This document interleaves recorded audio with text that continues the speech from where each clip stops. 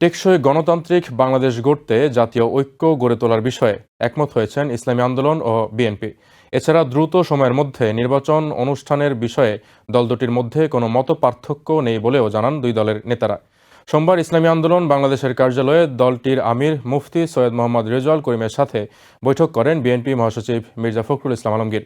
এ সময় তারা দ্রুত নির্বাচন, ভোটাধিকার রক্ষায় জাতীয় ঐক্যমত গড়ে তোলাসহ 10টি সিদ্ধান্তে উপনীত হয়েছেন বলে সাংবাদিকদের জানান মির্জা ফখরুল ইসলাম আলমগীর।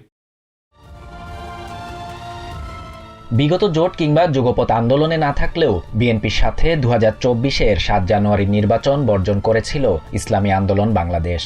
আগামী নির্বাচন, চলমান রাজনীতি ও নানান সংকট বিষয়ে এবার বিরল এক ঘটনা ঘটল রাজধানীর পল্টনে ইসলামী আন্দোলন বাংলাদেশের কার্যালয়ে। বিএনপি মহাসচিব মির্জা ফখরুল ইসলাম আলমগীর এলেন ইসলামী আন্দোলন বাংলাদেশের আমির মুফতি সৈয়দ মুহাম্মদ রেজাউল করিমের নেতৃত্বাধীন প্রতিনিধি দলের সাথে বৈঠক করতে। প্রায় 1.5 ঘন্টার বৈঠকে নেওয়া হয় বেশ কিছু যৌথ সিদ্ধান্ত।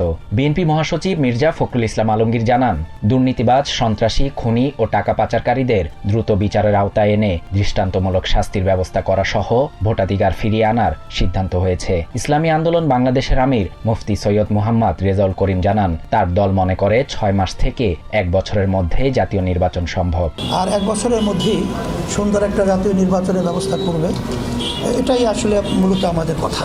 মির্জা ফখরুল জানান, ফ্যাসিবাদ বিরোধী শক্তি একে অন্যকে আঘাত দিয়ে বক্তব্য দেবে না। সেই সাথে আওয়ামী ফ্যাসিবাদ বিরোধী সকল শক্তি বাংলাদেশ পুনর্গঠনে ঐক্যবদ্ধভাবে কাজ করবে। এর আগে 21 জানুয়ারি বরিশালে ইসলামী আন্দোলন বাংলাদেশের শীর্ষ নেতাদের সাথে বৈঠক করেন জামাতে ইসলামীর আমির ডাক্তার শফিকুর রহমান।